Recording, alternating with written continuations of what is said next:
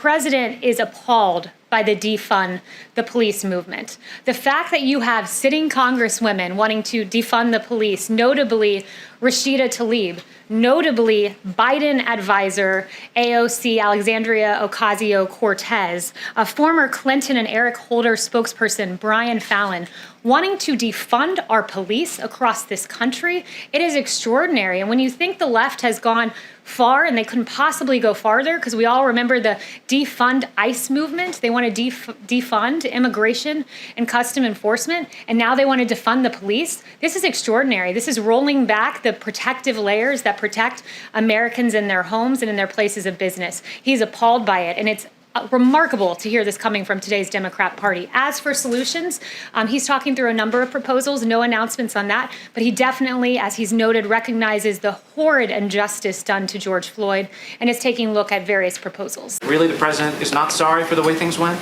No, the president is sorry about the fact that Antifa wreaked havoc in our streets and the failure of some members of the media to note that. Like CNN's Chris Cuomo said, show me where it says protesters are supposed to be peaceful. Well, I'd point him to the First Amendment, where it says that you have the right to, quote, peaceably assemble. He should go back and read the Constitution. There are many others out there, like Don Lemon, saying that rioting is a mechanism to restructure our country. Burning down St. John's, using a pick to literally like carve out, as we saw in that video, concrete from the sidewalk to hurl at officers. That's not peacefully protesting. The actions of the rioters were not in keeping with the First Amendment. And I think the media needs to recognize there's a discernment between the peaceful protesters, many of whom I've seen, and the rioters. And yes, America will act against rioters. And yes, under President Trump, he will not allow burning buildings, 150 federal buildings to be defaced, and 750 law enforcement officers to be injured in our country. Look, our police officers are the ones who are defending this country and making sure that we have law and order in our streets, and there's no more evidence of that than just taking a look at the raw numbers. Our police are described as the blue line in American society between peace and chaos, between order and anarchy, and that thin blue line has done quite a bit. Just looking at 2018 numbers, murder arrest 11,970, robbery arrest 88,130, aggravated assault 395,800, violent crime arrest 495,900. That's police officers who are doing the arresting. You eliminate police officers, you will have chaos, crime, and anarchy in the streets, and that's something that's unacceptable to the president. The transition to greatness has officially begun. Friday's jobs report was encouraging, to say the absolute least. The jobs in this country, we had more than 2.5 million added. The prediction was that 7.5 million jobs would be lost. This was a 10 million swing toward the positive side, and in fact, the greatest number of jobs created in a single month on record. That is extraordinary. 225,000 manufacturing jobs, 464,000 construction jobs, and 1.2 million leisure and hospitality jobs were all added in May. Beyond that, the number of workers who reported being on temporary layoffs decreased by 2.7 million in May. And more than that, and this was a great number that was pointed out to me today by the CEA, 300,000 jobs were created for Black Americans in particular. That's in May, and that was a 1.7% increase, so very encouraging numbers there from the CEA that they highlighted for me, BLS numbers that they highlighted. May's jump in average weekly hours also is an encouraging sign, because increasing hours is a sign that employers need to hire more workers to meet demand. For all private sector employees, average weekly hours increased by 0.5% to 34.7 hours, the highest level since the series began in 2006. 73% of small businesses are open. That is up from the 52% right before the April jobs report reference period. Also, workplace visits are up roughly 40% from its pandemic low. The stock market is absolutely soaring. We saw with the S&P that it had its greatest 50-day rally in history. The Dow, likewise, is also booming. The markets clearly have confidence in President Trump, the jobs president who created the hottest economy in modern history once and will do it again. Also, commentators and economists have noted how great this jobs report was. Yesterday, we saw Mohamed El-Arian, the chief economic advisor at Allianz, say this will go down in history as the biggest positive data shock for the markets and the economy, and you saw how surprised the markets were. They surged on Friday, capping a strong week with the NASDAQ closing at a record high. He said it was also very surprising to the economists. Not a single one thought that we would create jobs. Everybody expected the unemployment rate would go up. It did not. Also, senior economic correspondent at the New York Times, Neil Irwin, noted that we have to think that the May employment numbers count as a strong win for PPP supporters. Obviously, the president signed that into law and has been a big cheerleader of the PPP. Typical economists missed it by 10 million, as I noted at the top of the briefing. 10 million. That's bigger than the entire state of Michigan nearly, and that's how much economists were off. Why is this happening? Well, it's happening because America has taken note of the fact that we have a president who ushered in the hottest economy in modern history, record low unemployment for Black Americans, for Hispanic Americans, for the disabled, for our veterans. Paychecks were beginning to rise under the President Donald Trump economy. We have the great jobs creator in office, and America clearly has confidence in this president. You have a president who fundamentally understands how to put this country back to work, and we saw that in action with the Friday jobs report. And with that, I'll take questions. Kayleigh, what's the president's thinking on this growing movement to either defund or dismantle police forces across the country, and what reforms does the president think would be appropriate in the wake of the George Floyd killing?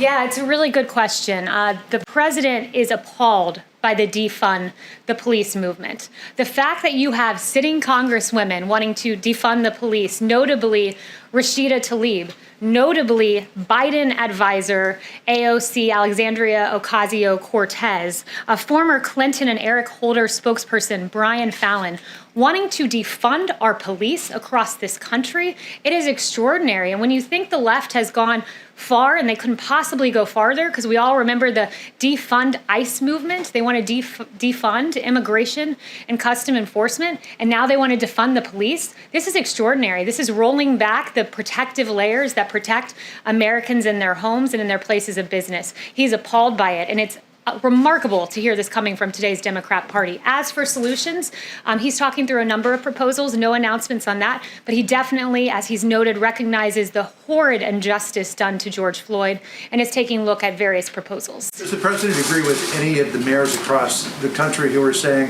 I think we can take some of the money from policing and put it toward other programs that could be effective in community development, which could lead to the potential for a lesser need for policing? Well, let's be clear. If the mayor of LA wants to defund police, take money away from police, Mayor de Blasio, the mayor of New York, wants to take money away from police, that means cutting of police. That means reducing police departments. That means defunding police departments, if not getting rid of them entirely. No, he does not agree with that, and the rest of America does not agree with that.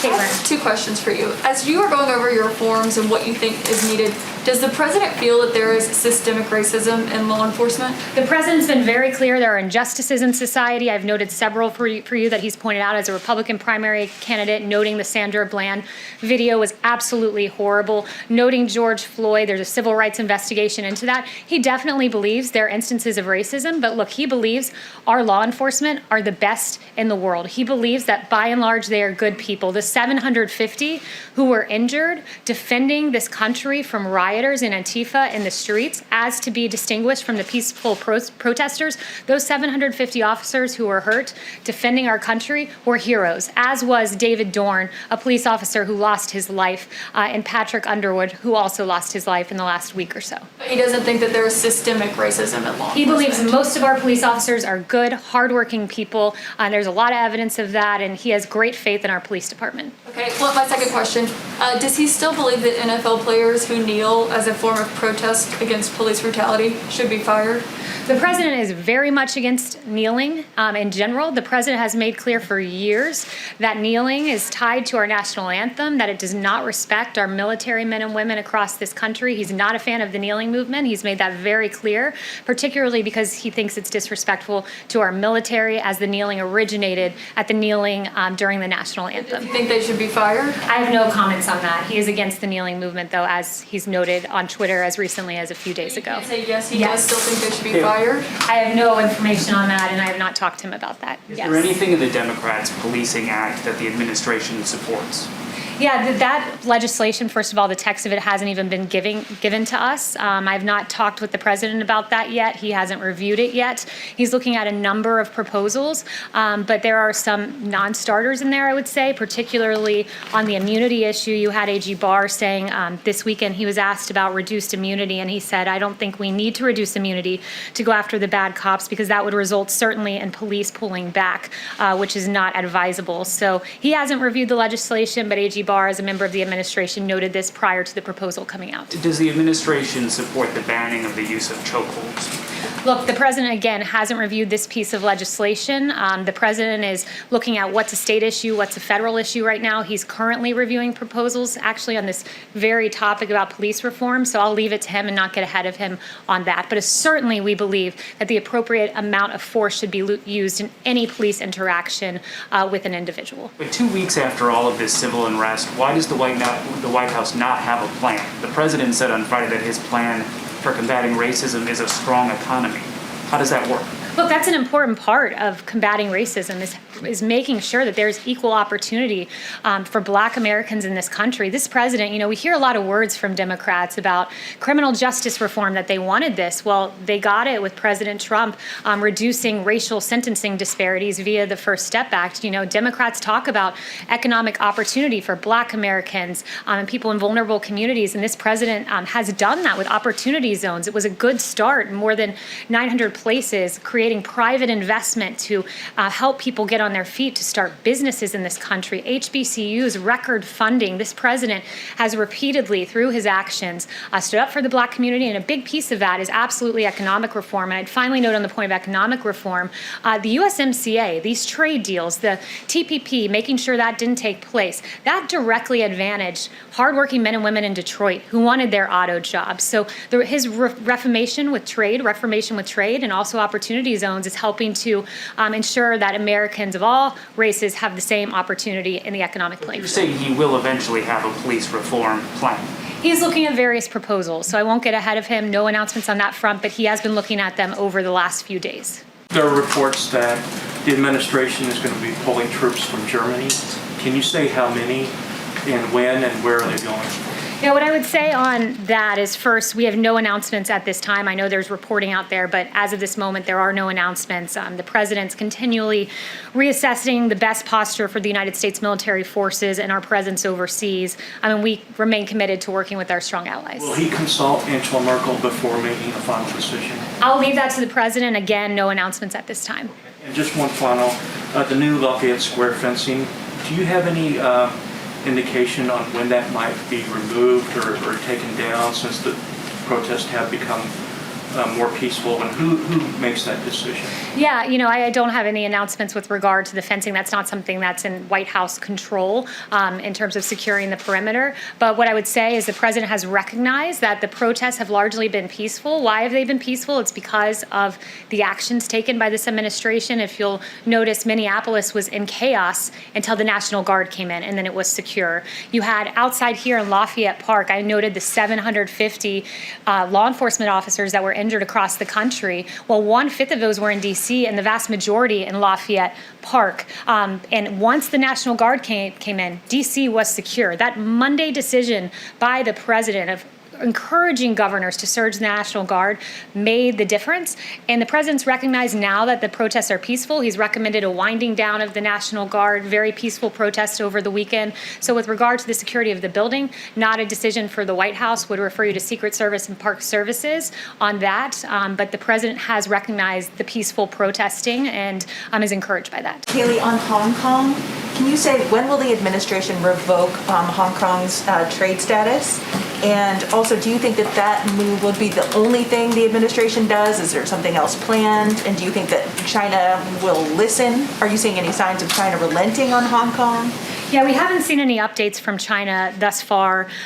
No announcements with regard to the timing of that, but the president has been very clear that China has replaced its promise of one country, two systems with one country, one system, which is what led the administration to make the announcement that it would begin eliminating policy exemptions that were given to Hong Kong, the special treatment that they once had. Kayleigh? Yes, Steve. Is there any, a week after what we saw in Lafayette Park last Monday night, are there any people here in this building who believe that, or does the president believe that perhaps things went the way they shouldn't have gone? Is there any regret on the part of the president or anyone here about how people were treated, people who were peacefully protesting and how they were rushed out so violently? No, there's no regrets on the part of this White House because, look, I'd note that many of those decisions were not made here within the White House. It was AG Barr who made the decision to move the perimeter. Monday night, Park Police also had made that decision independently when they saw all of the violence in Lafayette Square.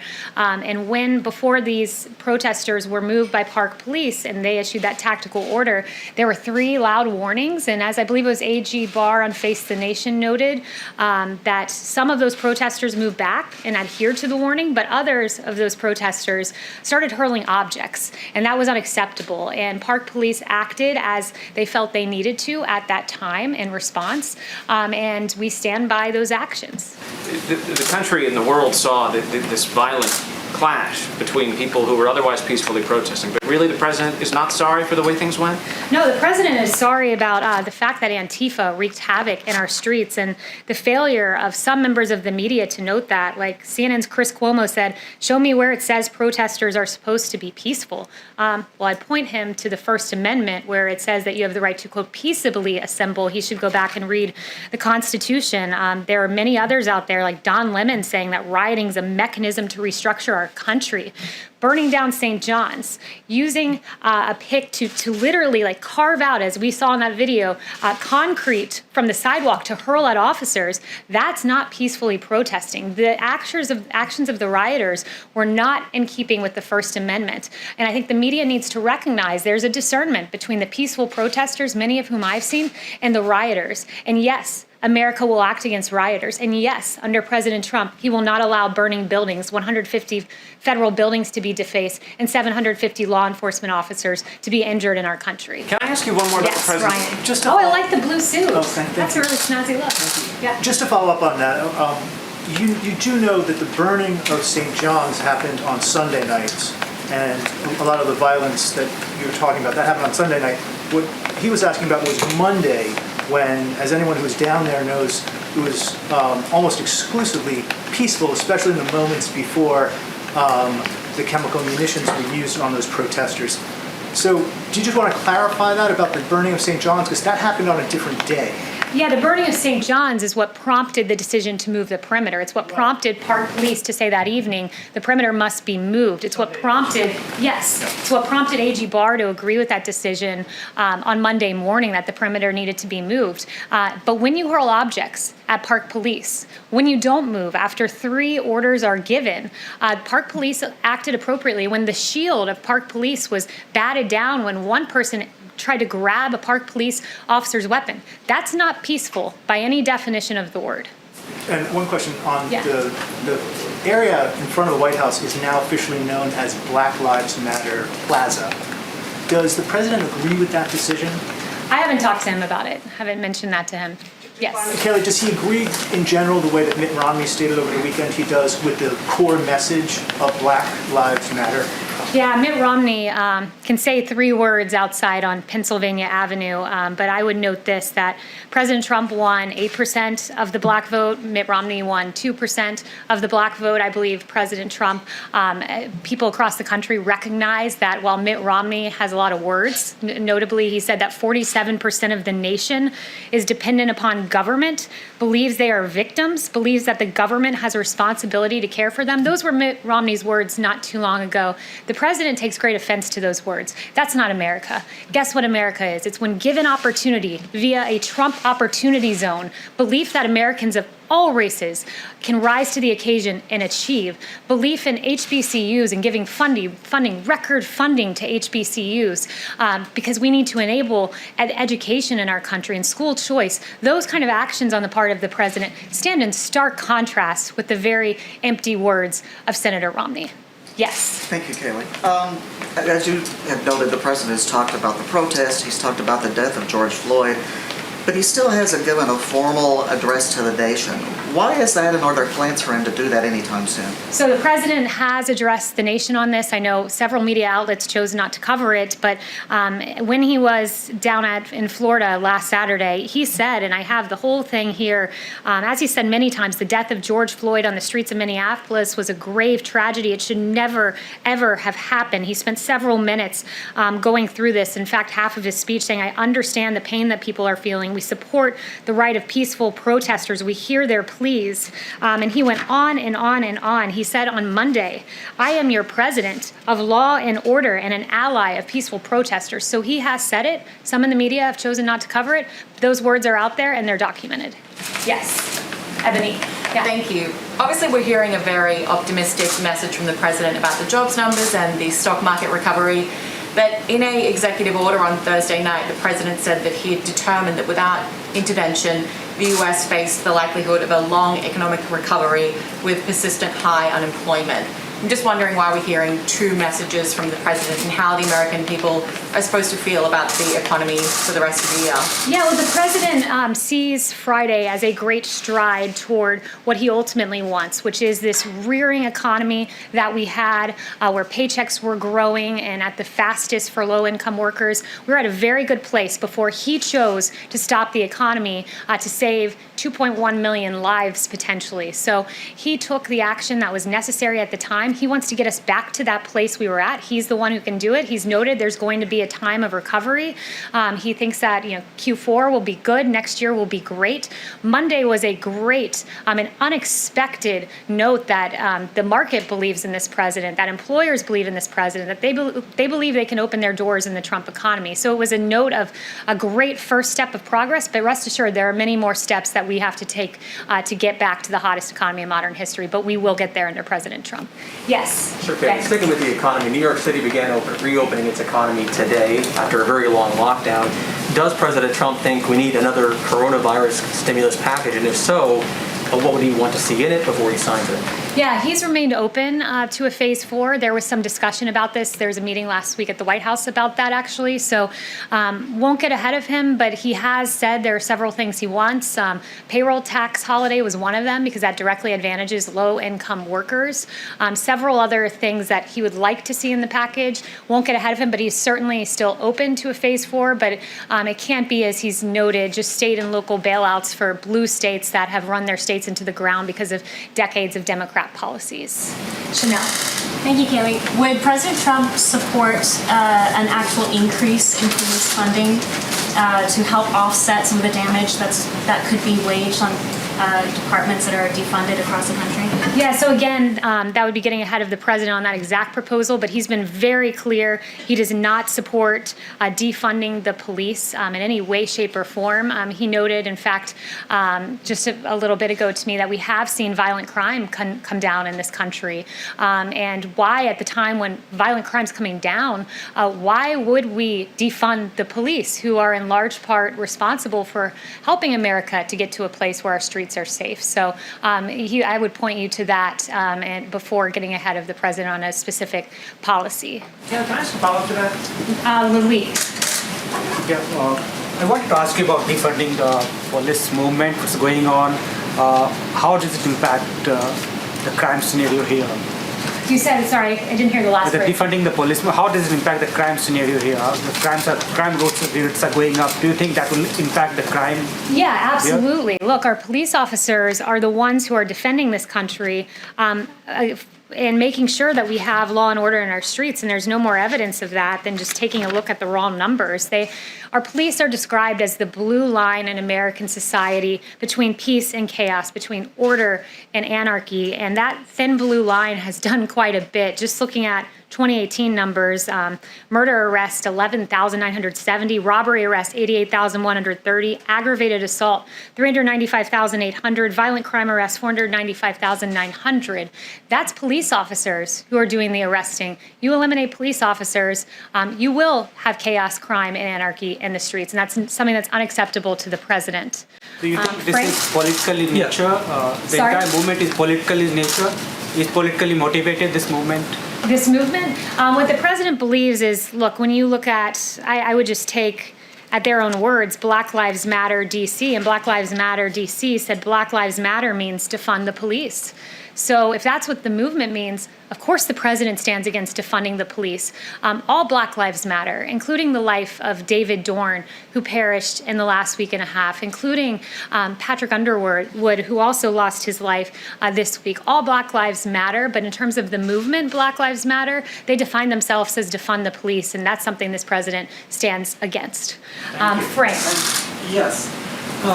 Blacks are disproportionately arrested and disproportionately incarcerated in this country, and when they return to society, they are often denied the right to vote, sometimes for the rest of their lives.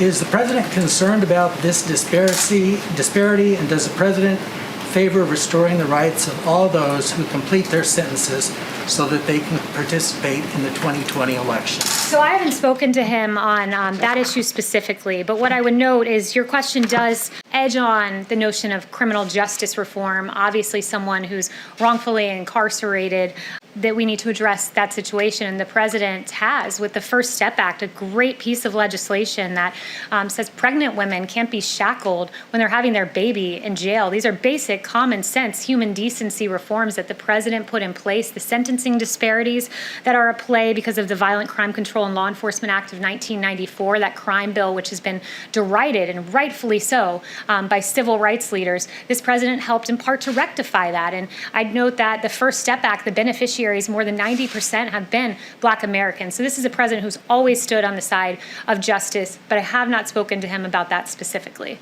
Is there anyone who I haven't gotten to? Could you ask him about that? Emily. Thank you. I'd like to ask a question on behalf of myself and then one from a colleague who couldn't be here. Sure. So many complaints were made against Derek Chauvin prior to the death of George Floyd. And I was wondering if President Trump believes that disciplinary records and complaints against police, as well as police personnel files, should be accessible to the public. States have differing laws on this, but should there be a minimum national standard on police transparency with respect to these complaints and records? Yes, it's a good question, but again, it would get to what the president's going to propose going forward, so I won't address that or get ahead of that. But the particular incidents you referenced of George Floyd, it was egregious, and that needs to be looked at and is being looked at, not just at the state level, but at the level of the DOJ as well. Thank you. And from a colleague, does President Trump urge Prince Andrew to comply with his Department of Justice's request for an interview in the case against Jeffrey Epstein? I haven't spoken to him about that, so I would not get ahead of him on that. John. Kayleigh, a couple of questions on coronavirus, if I could. Is there any thought being given to returning to, if not a daily coronavirus briefing, frequent coronavirus briefings? And on the reopenings, the president said some weeks back that he would continue to monitor the situation, and that if any states were doing things that he didn't think were appropriate, he would step in to intervene. Has the president, in any of these reopenings, particularly as coronavirus cases are increasing, which could be due in part due to increased testing, is he seeing anything that gives him concern? So I would note this. First, Dr. Burke sent me some new information before coming out here that new cases have stabilized, and many of the new cases are being identified through proactive monitoring and finding asymptomatic cases. Today, we saw the lowest new mortality report since the end of March, less than 500, and testing continues to expand with over 20 million done and more than 6% of Americans being tested, and in 7 states, nearly 10% of the population. So we are heading in a positive direction, even as we begin to safely reopen. But again, has the president seen anything that causes him concern? I would note again the encouraging signs put forward by Dr. Birx. He's seen the country safely reopen. And I would also just note some of the media contradictions here, certainly not referring to you specifically, John, but just a little more broadly, that there isn't an outcry about social distancing among the protests. And I mean, I saw one network with footage of the Ozarks and complaining about social distancing in the Ozarks, and then seamlessly transitioning into protest footage and not suggesting that there was a problem with the lack of social distancing. So I think we have to be very consistent here. And one note that I really wanted to get in, should have weaved it in earlier, but I think it's important, is just there's so much focus on our police officers right now. There are absolute cases of injustices. Our heart breaks for those cases, but I just want to note some of the great things our police have done last year alone. In Alaska, retired cop Kim Castro jumped in freezing water to help victims to safety after a plane crash. In Idaho, a woman said, "He saved my son's life," commenting on a cop who saved her disabled son. In Maine, a detective was killed while helping a motorist. In Rhode Island, a baby who was choking was saved by an officer. In Maryland, an officer was hailed for intervening in an active shooting incident. In North Carolina, police thwarted a mass shooting. In Ohio, police took down a mass shooter at a bar. In Wisconsin, a terminally ill girl was visited by 40 officers and canines. In New York, Officers Buys and Officer Roman of the NYPD responded to an incident involving a homeless man. They bought him new glasses, a haircut, and a new suit, and they helped him to find a job. In Detroit, Michigan, an officer helped a homeless man struggling to shave in the streets. In Virginia, officers could be seen playing with little girls, playing dolls with them on the street. And in Arizona, Charlie called 911 asking for a Happy Meal mistakenly, and police delivered. This is who our great law enforcement officers are, and we should remember that. Thank you so much.